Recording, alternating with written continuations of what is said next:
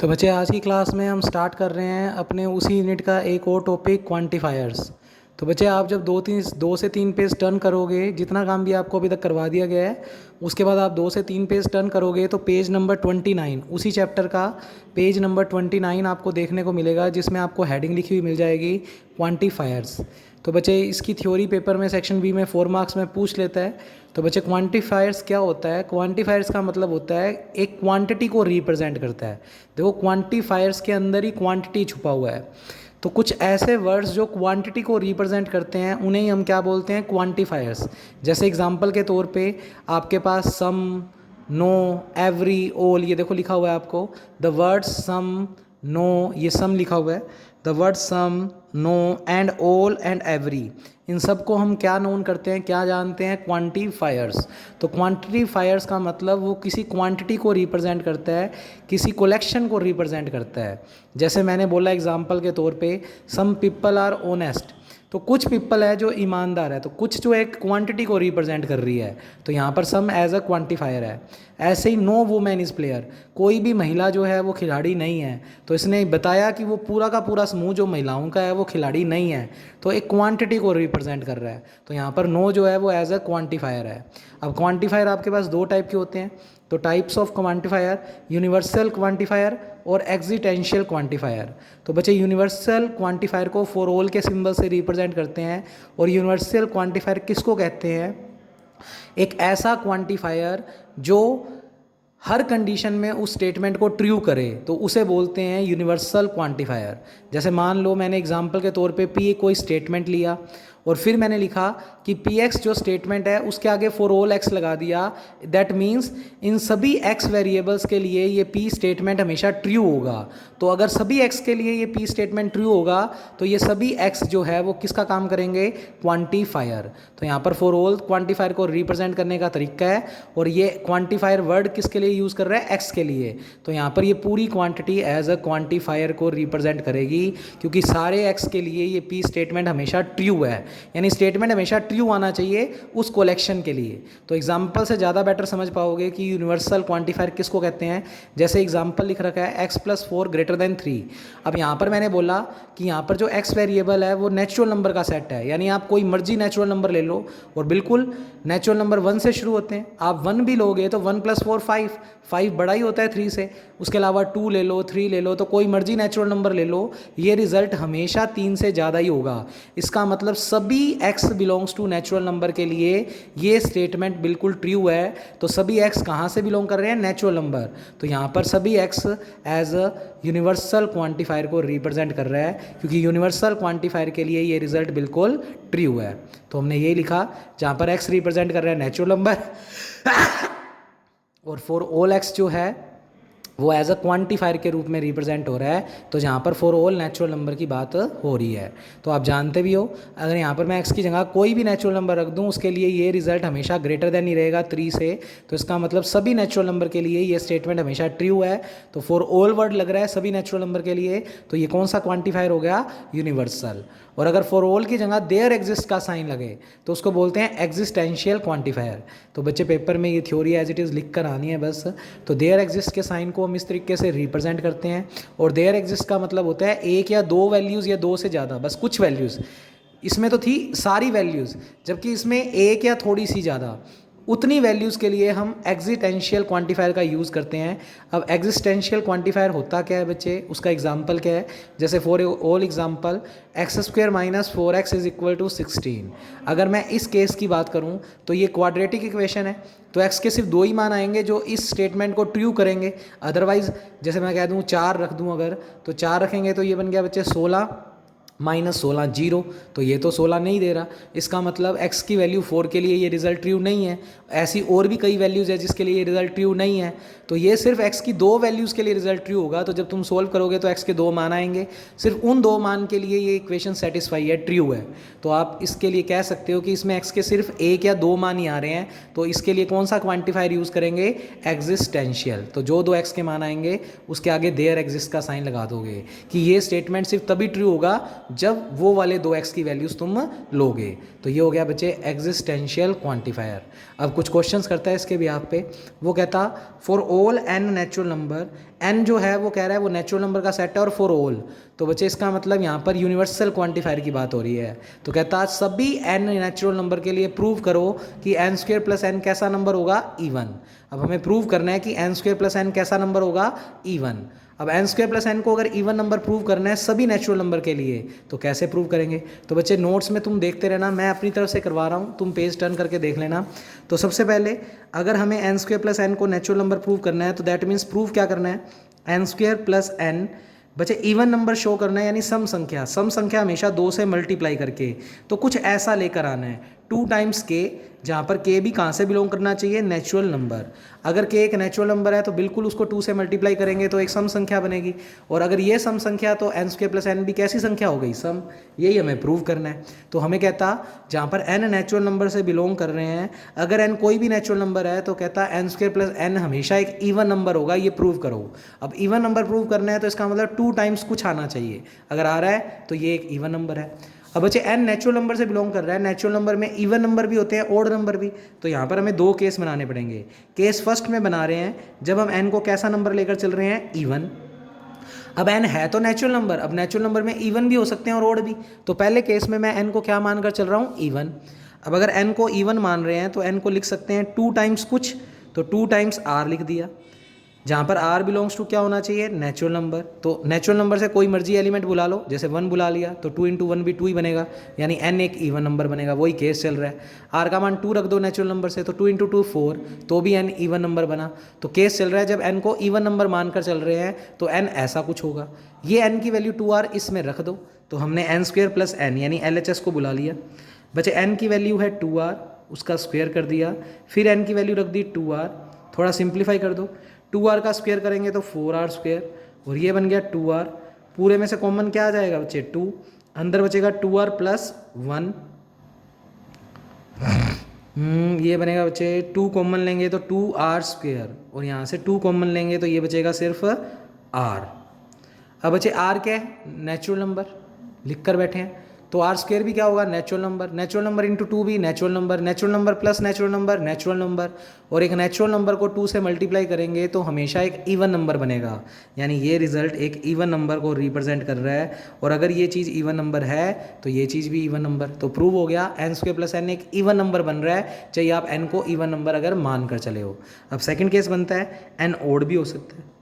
अब odd number कैसे बनाते हैं, ओड नंबर के लिए मान लिया बच्चे 2s प्लस 1, जहाँ पर s भी क्या होगा, एक नेचुरल नंबर। रख के देख लो, आप s की जगह 1 रखोगे तो 2 प्लस 1 3, यानी n एक ओड नंबर बनेगा।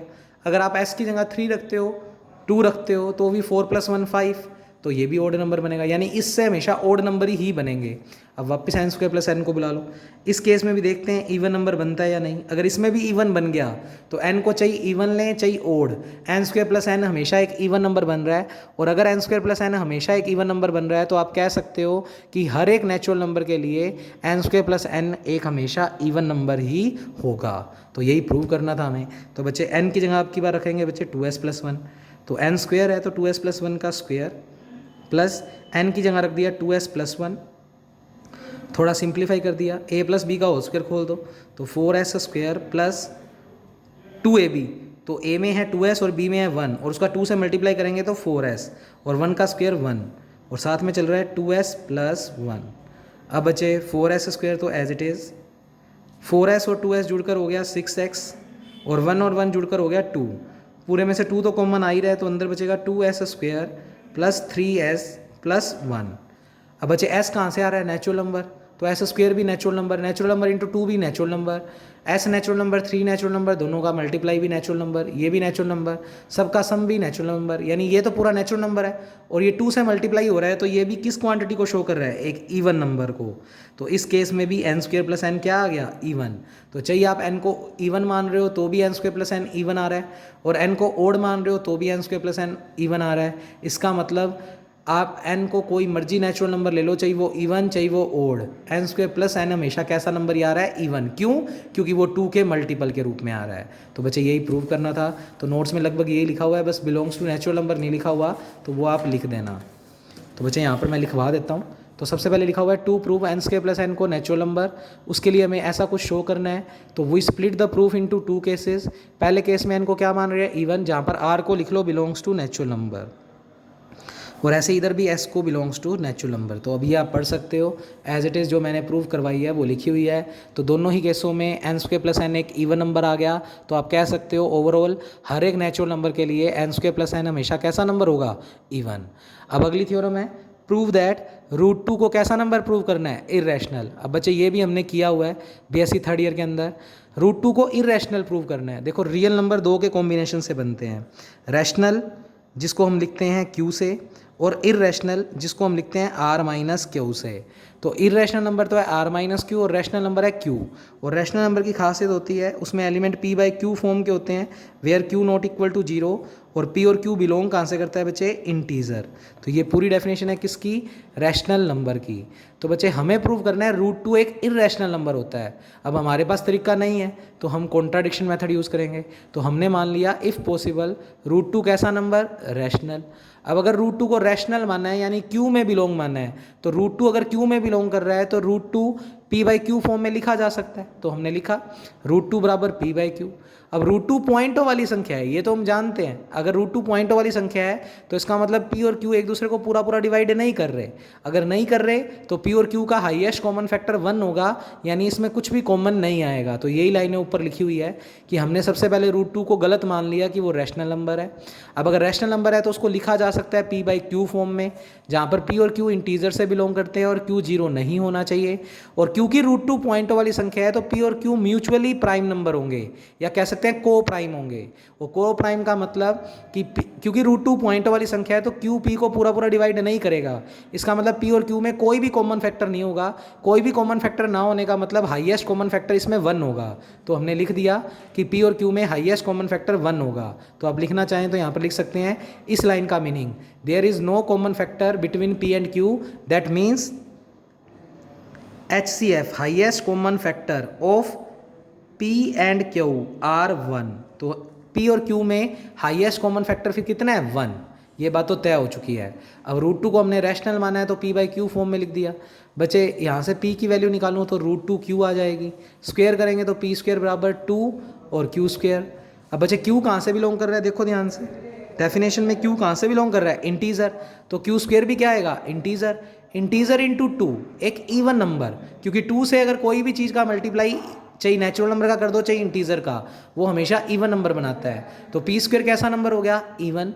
अब पी स्क्वायर अगर इवन इंटीजर आ रहा है तो डेफिनेटली पी भी एक इवन ही होगा। सोच के देख लो, अगर पी को तुम ओड लेते हो यानी मान लो पी को तुम 3 लेते हो तो पी स्क्वायर करोगे तो 3 का स्क्वायर 9, 9 तो फिर इवन आएगा ही नहीं, जबकि ऊपर आ चुका है कि पी स्क्वायर तो एक 2 इंटू कुछ है यानी इवन नंबर है। अगर पी स्क्वायर इवन नंबर है तो पी को इवन ही होना पड़ेगा, क्योंकि अगर आप पी को ओड लेते हो तो फिर पी स्क्वायर ओड आता है, जबकि पी स्क्वायर तो इवन आ चुका है, तो फिर पी को क्या ही होना पड़ेगा, इवन। अब इवन में कुछ मर्जी लेके देख लो, पी को 2 लेते हो तो 2 का स्क्वायर करेंगे 4, 4 भी एक इवन नंबर।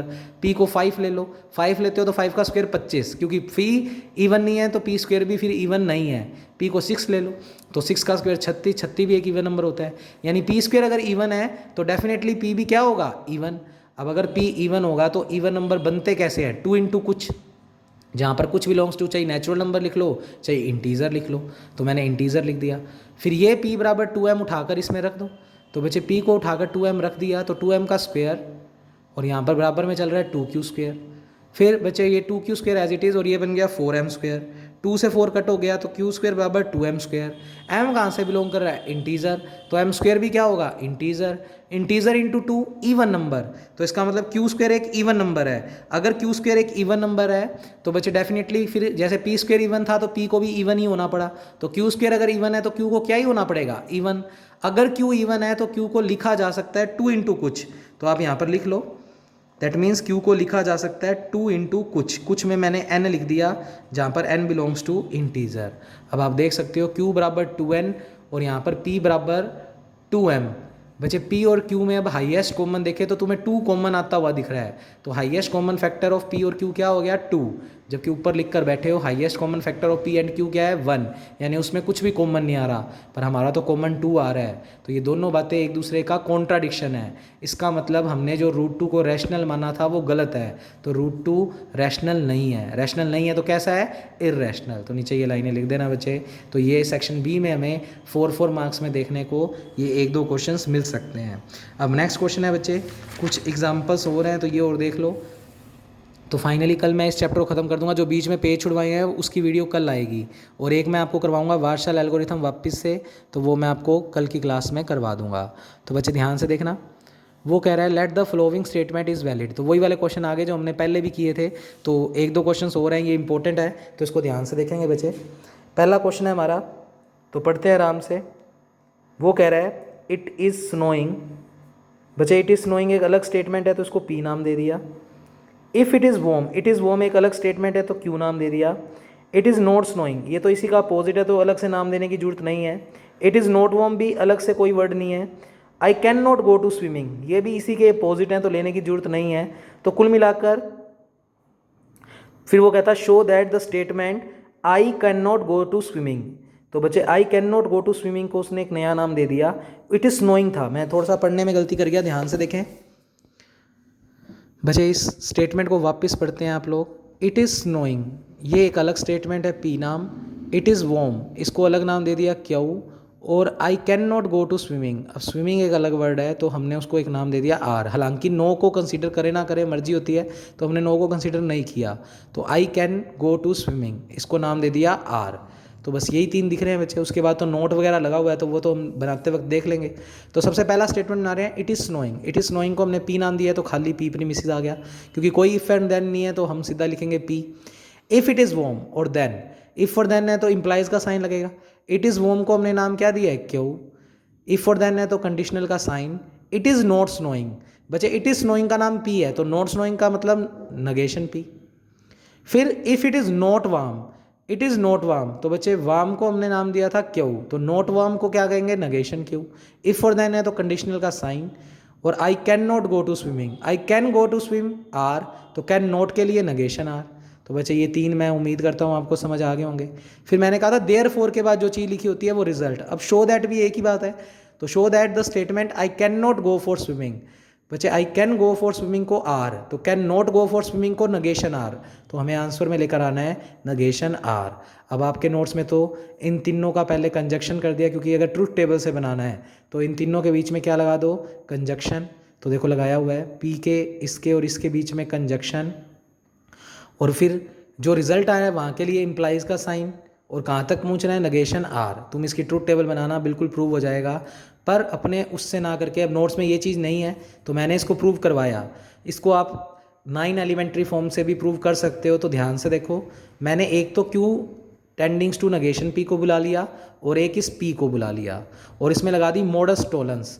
बच्चे मॉडस टोलेंस का स्टेटमेंट क्या था, अगर पी टेंडिंग्स टू क्यू और फिर उसका यहाँ पर नेगेशन, तो यहाँ पर इसका नेगेशन ही तो है। ध्यान से देखो, ये लाइन तो ऑलरेडी यहाँ पर गिवन ही थी और ये लाइन भी गिवन थी, इन दोनों को बुला लिया और ध्यान से देखा ये मॉडस टोलेंस ही है, कुछ टेंडिंग्स टू कुछ, और इस कुछ का नेगेशन नीचे। बच्चे नेगेशन पी का नेगेशन लेंगे तो पी आएगा, इसका मतलब इसका क्या है, नेगेशन।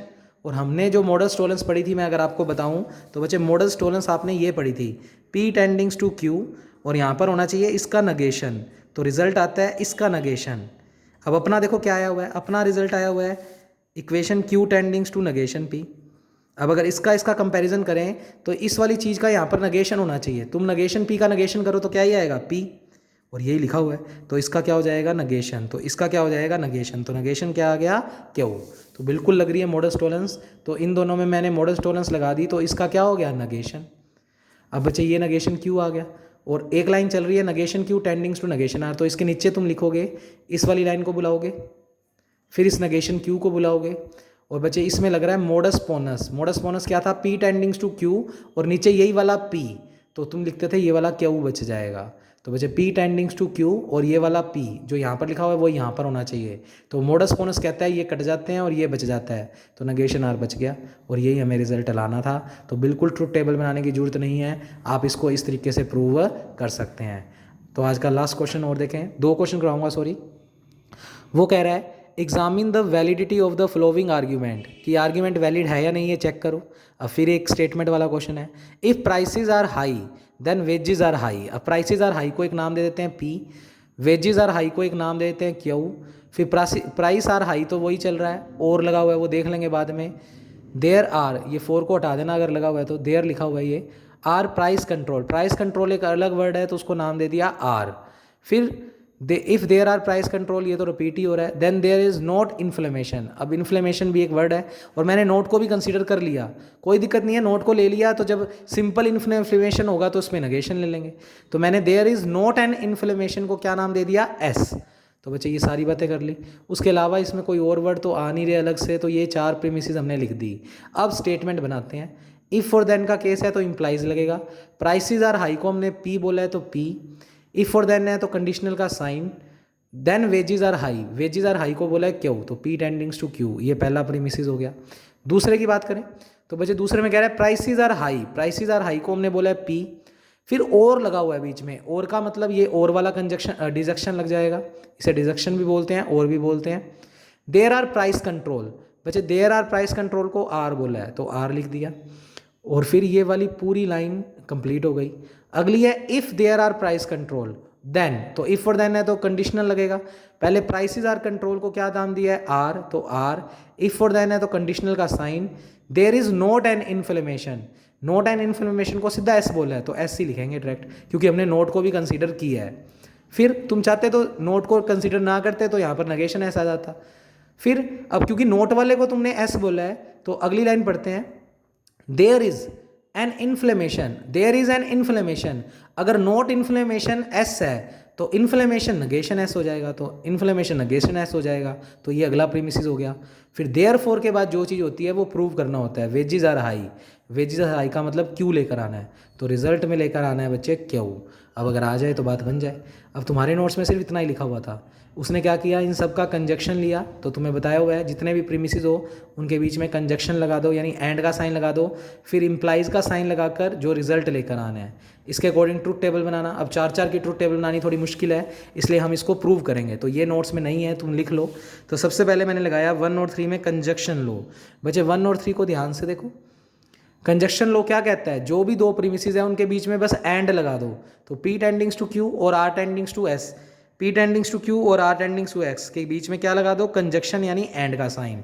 तुमने पढ़ा हुआ है कंजक्शन लो, मैं तुम्हें बताऊं, कंजक्शन लो में तुमने पढ़ा था पी और क्यू कोई दो प्रीमिसेस है तो उनके बीच में बस एंड लगा दो। तो अपने पास प्रीमिसेस में पी ये हो गया पूरा, क्यू ये हो गया पूरा, तो इन दोनों के बीच में एंड का साइन लगा दिया, ये कंजक्शन लो से लिख दिया। इक्वेशन नंबर इसको बोल दिया 4। फिर तुम्हारे पास इक्वेशन 2 है पी और आर, उसको बुला लिया। और तुम्हें मैंने पढ़ाया था कंस्ट्रक्टिव डायलेमा, बच्चे कंस्ट्रक्टिव डायलेमा था अगर ये चीज़ एंड ये चीज़ हो और इसका पहला एलिमेंट इसका पहला एलिमेंट और बीच में और हो, तो आंसर आता है कंस्ट्रक्टिव डायलेमा से इसका दूसरा एलिमेंट इसका दूसरा एलिमेंट, तो इसको ब्रैकेट में लिख लो चाहिए कंफ्यूज होते हो तो, इसका दूसरा एलिमेंट इसका दूसरा एलिमेंट और बीच में और लगा दो। तो ये कंस्ट्रक्टिव डायलेमा से मैंने इन दोनों में लगाया तो रिजल्ट आया क्यू और एस।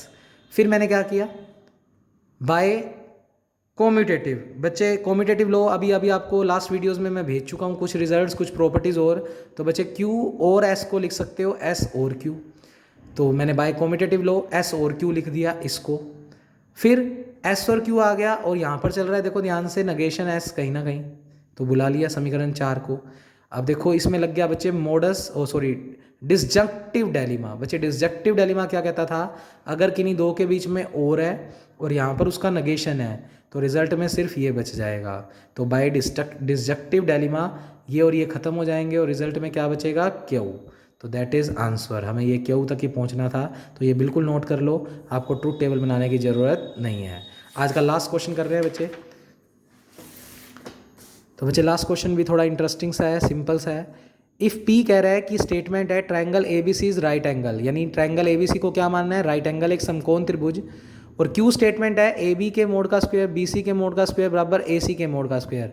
तुम्हें पाइथागोरस प्रमेय दिख रही है ये कि अगर किसी के अंदर एक एंगल 90 डिग्री हो तो उसमें पाइथागोरस थ्योरम लगा सकते हैं।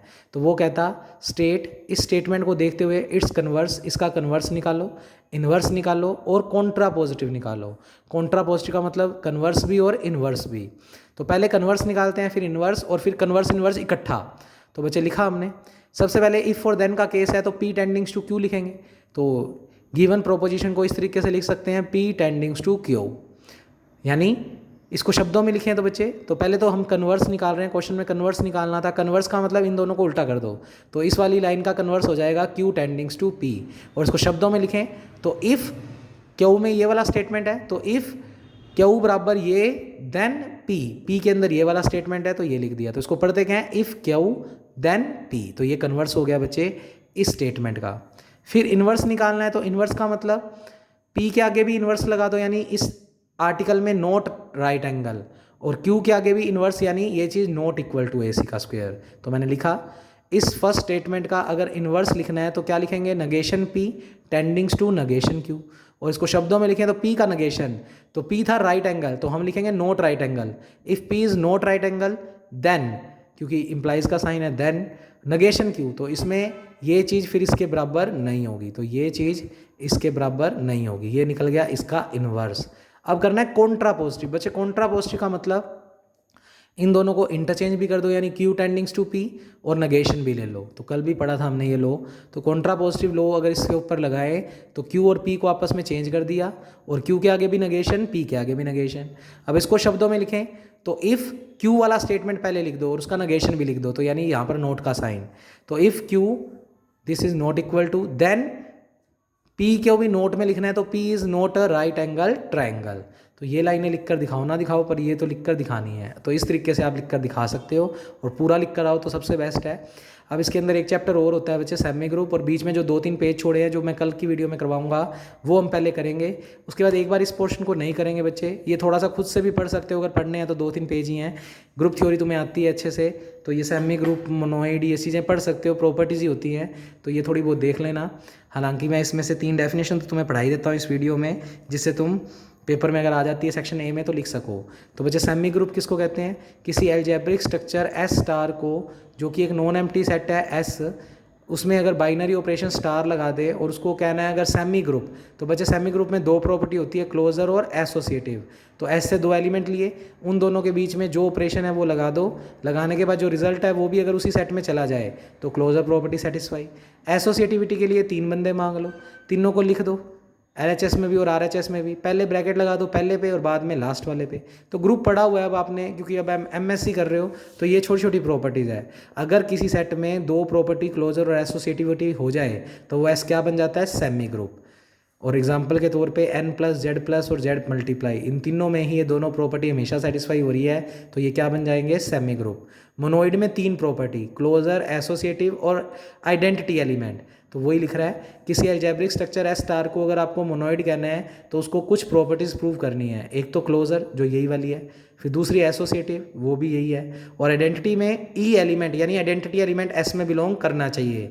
तो आइडेंटिटी की डेफिनेशन क्या होती है, एलिमेंट ऑपरेशन आइडेंटिटी या आइडेंटिटी ऑपरेशन एलिमेंट बराबर क्या आना चाहिए, element for all A belongs to S. तो अगर ये 3 प्रॉपर्टी सेटिस्फाई हो रही है तो उसको क्या बोलते हैं, मोनोइड। तो ये हो गया उसकी बात बच्चे।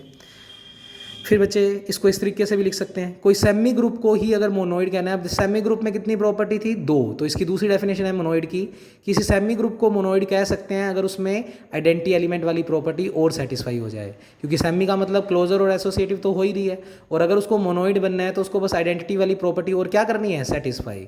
तो n मल्टीप्लाई हमेशा किसको बताता है, मोनोइड को, क्योंकि मल्टीप्लाई के रिस्पेक्ट में 1 होता है आइडेंटिटी एलिमेंट जो नेचुरल नंबर के सेट में बिलोंग करता है। पर n plus not a monoid, क्यों, क्योंकि बच्चे n प्लस के लिए अगर करें तो प्लस के लिए आइडेंटिटी एलिमेंट 0 होता है, और नेचुरल नंबर का सेट तो 1 से शुरू होता है, तो आइडेंटिटी एलिमेंट इसमें प्लस के रिस्पेक्ट में कभी भी एग्जिस्ट नहीं करेगा, इसलिए ये कभी भी मोनोइड नहीं है, पर सेमी ग्रुप है।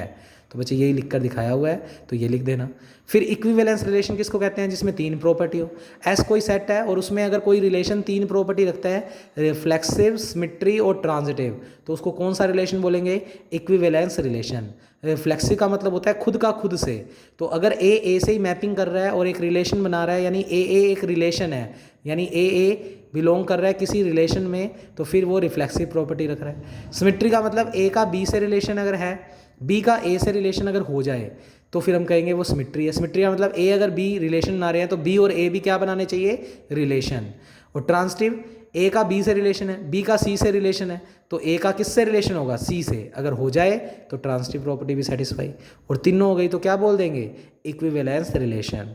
अब आगे वाला पोर्शन बच्चे आप लोग पढ़ना चाहो तो पढ़ देना, इतना कोई खास इंपॉर्टेंट नहीं है, तो ये मैंने सिर्फ आपको दिखा रहा हूँ। तो ये थोड़ी थोड़ी डेफिनेशन है हल्की हल्की, और सिंपल सी ग्रुप प्रूव किया हुआ है। आइसोमॉर्फिज्म के लिए 3 बातें होती है, 1 1 ऑन 2 और होमोमॉर्फिज्म। तो ये छोटी छोटी बातें हैं, अगर पढ़ना चाहो तो पढ़ लेना, अदरवाइज़ वैसे कोई ज़रूरत नहीं है। तो एमएससी प्रीवियस में भी आपने ये चीज़ें थोड़ी थोड़ी पढ़ी हुई हैं, तो ये आपकी मर्ज़ी है। मैं इसमें एक थ्योरम और लास्ट की करा देता हूँ और इसी के साथ इस चैप्टर को ख़त्म कर दूंगा बच्चे। तो ये वीडियोज़ में पेज इसलिए दिखा रहा हूँ कि अगर आप ये पढ़ना चाहें तो पढ़ सकते हैं, अदरवाइज़ कोई ज़रूरी नहीं है। हम इसकी नेक्स्ट यूनिट करेंगे बूलियन अलजेब्रा, और कल मैं पहले इसकी वो वाली काम और करवाऊँगा कि जिसके अंदर अपनों को बच्चे डिसजंक्शन और वो वाली फॉर्म पेज छोड़े हुए हैं जो बीच में इस चैप्टर में, वो करेंगे कल की क्लास में। उसके अलावा देखो बच्चे, सब मोनोइड किसको कहते हैं। सब मोनोइड का मतलब अगर कोई चीज़ मोनोइड है और उसका कोई सबसेट लें और वो भी मोनोइड बन जाए, तो एस स्टार एम स्टार कोई मोनोइड है, हुज आइडेंटिटी एलिमेंट, जिसका आइडेंटिटी एलिमेंट ई ले लिया, S itself a monoid for M, यानी एस जो है वो एम का सबसेट है, और अगर एस भी मोनोइड की प्रॉपर्टीज़ रख ले तो बच्चे फिर हम इस एस को क्या कहेंगे, सब मोनोइड, किसका, एम का। तो बच्चे ये होती है सब मोनोइड की डेफिनेशन। फिर वो कहता दो सब मोनोइड का इंटरसेक्शन भी क्या होगा, सब मोनोइड। तो पहले एम स्टार एक मोनोइड लेकर चले, S1 और S2 उसके क्या लेकर चले, सब मोनोइड। अब S1 S2 दो सब मोनोइड हैं और प्रूव करना है इन दोनों का इंटरसेक्शन भी क्या हो, सब मोनोइड। तो बच्चे इसको सब मोनोइड प्रूव करने के लिए इसमें 3 बातें प्रूव करनी है, पर हम ऐसे ना प्रूव करके S1 और S2 अगर सब मोनोइड है, तो यहाँ पर देखो ध्यान से, अगर S सब मोनोइड होता है तो उसमें क्लोजर प्रॉपर्टी भी होती है, और एसोसिएटिव तो हमेशा होती है, और आइडेंटिटी एलिमेंट भी बिलोंग करेगा, तो सब मोनोइड हो जाएगा। मतलब 3 प्रॉपर्टी ही है कुल मिलाकर। एसोसिएटिव इसलिए लिखते हैं क्योंकि मल्टीप्लाई और प्लस, जब कोई ऑपरेशन ना दिया हो तो ऑपरेशन मल्टीप्लाई, और मल्टीप्लाई हमेशा एसोसिएटिव होता ही है। तो वो क्या कहता, ए और बी दो एलिमेंट लिए हमने S1 इंटरसेक्शन S2 से, क्योंकि हमें इसको प्रूव करना है सब मोनोइड। तो बच्चे इसमें क्लोजर प्रॉपर्टी करनी है, आइडेंटिटी प्रॉपर्टी करनी है, और एसोसिएटिव लिखने की जरूरत नहीं होती, वो तो सिर्फ लिख के दिखा दो कि एसोसिएटिव तो होगी ही होगी। तो बच्चे हमने S1 इंटरसेक्शन S2 को सब मोनोइड प्रूव करना है, तो पहले इससे 2 एलिमेंट लिए। क्लोजर में क्या प्रूव करना होता है, जो 2 एलिमेंट लिए उनके बीच में ऑपरेशन लगाओ, ऑपरेशन स्टार दिया हुआ है, लगाने के बाद ये एलिमेंट इसमें जाना चाहिए, अगर ये चला गया तो क्लोजर प्रॉपर्टी सेटिस्फाई। अब हमने बोला अगर हम ए और बी इससे लेकर चले हैं तो इंटरसेक्शन की खासियत, ये दोनों एलिमेंट S1 में भी है और S2 में भी, तो हमने लिखा ए भी S1 में भी है और S2 में भी। अब S1 और S2 आपको क्या दिए हुए हैं, सब मोनोइड। अगर S1 और S2 अलग से सब मोनोइड है तो ए और बी अगर S1 में है तो ए स्टार बी S1 में होगा ही होगा बाय सब मोनोइड प्रॉपर्टी, और ए और बी भी S2 में और S2 सब मोनोइड है तो ए स्टार बी भी S2 में होगा by closure property in S2, क्योंकि S2 तो सब मोनोइड है तो उसमें तो क्लोजर प्रॉपर्टी सेटिस्फाई होगी। अब ए स्टार बी S1 के पास भी है और S2 के पास भी, तो ए स्टार बी जाएगा ही जाएगा S1 इंटरसेक्शन S2 में, और चला गया तो क्लोजर प्रॉपर्टी क्या हो गई, सेटिस्फाई। अब एसोसिएटिविटी पे आ जाओ, 3 एलिमेंट मांग लो, तो तीनों एलिमेंट S1 में भी होंगे और तीनों एलिमेंट S2 में भी होंगे। S1 S2 सब मोनोइड दिए हुए हैं तो उनमें तो एसोसिएटिविटी प्रॉपर्टी क्या हो रही है, सेटिस्फाई। तो इस टाइप का एलिमेंट LHS और RHS बराबर दे ही रहा है, तो अगर इसमें दे रहा है तो पूरे में भी देगा। तो हमने लिख दिया S1 इंटरसेक्शन S2 भी सेटिस्फाई करेगा किस प्रॉपर्टी को, एसोसिएटिविटी प्रॉपर्टी को। तो एसोसिएटिविटी के लिए सिर्फ लाइन लिखनी होती है कि एसोसिएटिव हमेशा हर एक में प्रॉपर्टी में प्रूव होएगा ही होएगा। लास्ट है अगला आइडेंटिटी। आइडेंटिटी के लिए लिखा क्योंकि S1 और S2 सब मोनोइड दे रखे हैं तो E नाम की आइडेंटिटी S1 में भी होगी और S2 में भी होगी, तो मान लिया E आइडेंटिटी एलिमेंट है S1 और S2 का। अब E S1 में भी है, E S2 में भी है, तो E जाएगा ही जाएगा S1 इंटरसेक्शन S2 में। तो identity element exist in S1 intersection S2, और अगर आइडेंटिटी एलिमेंट इसमें एग्जिस्ट कर गया तो ये चीज़ क्या प्रूव हो गई, सब मोनोइड। तो बच्चे ओवरऑल 2 सेट अगर मोनोइड हैं तो उनका इंटरसेक्शन भी क्या होगा, 2 सेट अगर सब मोनोइड है तो उनका इंटरसेक्शन भी क्या होगा, सब मोनोइड। तो ये छोटी छोटी थ्योरी में तो हम बहुत बार कर चुके हैं बच्चे, तो ये सिर्फ इसलिए बता रहा हूँ कि थोड़ा सा लिखना आ जाए। अगली भी इंपॉर्टेंट है, वो कहता कि किसी भी मोनोइड में जो आइडेंटिटी एलिमेंट होता है वो हमेशा यूनिक होता है, मतलब एक ही बंदा आइडेंटिटी एलिमेंट हो सकता है। अब अगर ऐसा करना है तो हम दो आइडेंटिटी मान लेंगे। हमने बोल दिया E1 और E2 दो आइडेंटिटी है किसी मोनोइड जी में। अब जी में अगर दो आइडेंटिटी मान ली तो हमें प्रूव करना है कि E1 E2 अलग अलग नहीं है, बराबर ही है। तो बच्चे पहले केस में E1 एज आइडेंटिटी ट्रीट कर रहा हूँ और E2 जी का कोई एलिमेंट, हालांकि E2 भी आइडेंटिटी है पर वो एलिमेंट भी तो है। तो E1 को एज आइडेंटिटी ट्रीट कर रहा हूँ और E2 को जी यानी एज ए एलिमेंट ट्रीट कर रहा हूँ। आइडेंटिटी लो लगा दो, तो element into identity is equal to element. तो मैंने यहाँ पर एलिमेंट किसको माना है, E2 को, और E1 को फिलहाल क्या माना है, आइडेंटिटी। तो एलिमेंट E2 हो गया, आइडेंटिटी हो गया E1 बराबर एलिमेंट, एलिमेंट का नाम क्या है E2। और आइडेंटिटी लो दो टाइप का होता है, तो E2 बराबर E1 E2 भी लिख सकते हो, समीकरण नंबर 1। फिर E2 को आइडेंटिटी मान लिया और E1 को एलिमेंट, तो बचे element into identity is equal to element, इसलिए E1 लिखा। और बराबर में इन दोनों को पलट कर भी लिख सकते हो E2 E1। अब बचे 1 और 2 को ध्यान से देखो, E1 E2 है, ये भी E1 E2 है, ये बराबर है E1 के और ये बराबर है E2 के। तो ये और ये दोनों बराबर एलिमेंट लिखे हुए हैं बराबर में, तो E2 बराबर क्या हो गया E1। तो जो हम अलग अलग आइडेंटिटी मान के चले थे वो इक्वल आ गई। इसका मतलब किसी भी मोनोइड में आइडेंटिटी एलिमेंट हमेशा कैसा होता है, यूनिक। मैं फिर कह रहा हूँ, ये लास्ट के जो 2-3 पेज मैंने यूँ करवाए हैं, ये करने की वैसे कोई ज़रूरत नहीं है, पर थोड़ा सा देखा हुआ होगा तो बाय चांस अगर कोई मिक्सिंग हो जाती है तो आप ऐसे कर सकते हो। अगला है every cyclic monoid is commutative monoid. मतलब अगर कोई साइक्लिक मोनोइड लेकर चले, साइक्लिक मोनोइड का मतलब बच्चे, साइक्लिक ग्रुप का मतलब होता है उसमें जनरेटर होता है, और जनरेटर का मतलब एक ऐसा एलिमेंट जो उस सेट के सारे एलिमेंट को बना दे। तो बच्चे हमें दिया हुआ है साइक्लिक मोनोइड, तो जी बराबर ए हम क्या लेकर चले, साइक्लिक मोनोइड। ये बड़े ब्रैकेट में ए लिखने का मतलब ये जनरेटर को शो कर रहा है कि ए एक ऐसा एलिमेंट है जी में जिसकी अलग अलग पावर करने पर जी के सारे एलिमेंट बन जाएंगे। तो जी को साइक्लिक मोनोइड हम लेकर चले। अब साइक्लिक मोनोइड है तो उसमें जनरेटर होगा, यानी ये एक ऐसा एलिमेंट है जिससे जी के सारे एलिमेंट बना सकते हैं। और उस साइक्लिक मोनोइड को प्रूव करना है कि वो कॉम्यूटेटिव मोनोइड हो। कॉम्यूटेटिव का मतलब आप इस जी से दो एलिमेंट लो x और y और प्रूव कर दो x y बराबर yx, यानी कॉम्यूटेटिविटी प्रॉपर्टी क्या करवा दो, सेटिस्फाई। तो बच्चे x और y अगर जी में है तो जी के सारे एलिमेंट बनते हैं ए की कुछ ना कुछ पावर करने पर, क्योंकि ए जो है वो जी सेट का क्या है, जनरेटर। लिख सकते हो यहाँ पर ए जो है is generator of cyclic monoid G. और जनरेटर का मतलब होता है एक ऐसा एलिमेंट जिसकी अलग अलग पावर्स करने पर पूरा का पूरा सेट जनरेट हो जाए। तो x और y अगर g से लिए हैं तो x बना होगा a की पावर m और y बना होगा a की पावर n से। फिर हमने x y बराबर y x प्रूव करना है, तो LHS बुला लिया यानी x y बुला लिया। तो x y बराबर y x प्रूव करना है, x y बुला लिया। x की वैल्यू a की पावर m, y की वैल्यू a की पावर n। बेस से में पावर जुड़ जाएगी तो a की power m plus n। m और n तो पावर में है, पावरें इंटीजर होती है, लिख लो यहाँ पर m और n बिलोंग्स टू इंटीजर। और अगर m और n बिलोंग्स टू इंटीजर तो दो इंटीजर को ऐसे जोड़े, चाहिए उल्टा करके जोड़ें, एक ही बात है। 2 + 3 करो या 3 + 2, तो m + n को n + m। फिर पावर अलग अलग कर दी, a की n को अलग, a की m को अलग। a की n का नाम है y, तो y लिखा। a की m का नाम क्या है, x। तो बच्चे x y बराबर आ गया y x, यानी कॉम्यूटेटिविटी प्रॉपर्टी क्या हो गई, सेटिस्फाई। तो बच्चे कल इसकी वीडियो एक और आएगी जिसमें जो हमने पेज छोड़े हैं उनके चैप्टर होंगे, प्लस एक मैं करवाऊँगा आपको इसके अंदर वापस से वार्शल एल्गोरिथम, और वही वाली करनी है जो मैं अब करवाऊंगा, ठीक है। तो इससे आपके 3 यूनिट्स पूरे पैक हो जाएंगे। फिर हम अगली चौथी यूनिट करेंगे बच्चे बूलियन अलजेब्रा, वो बहुत इजी है, तो वो भी आप करके जाएं। तो सभी बच्चे कम से कम 4-4 यूनिट तो हर एक की करके ही जाएं। ओके बच्चे, थैंक यू।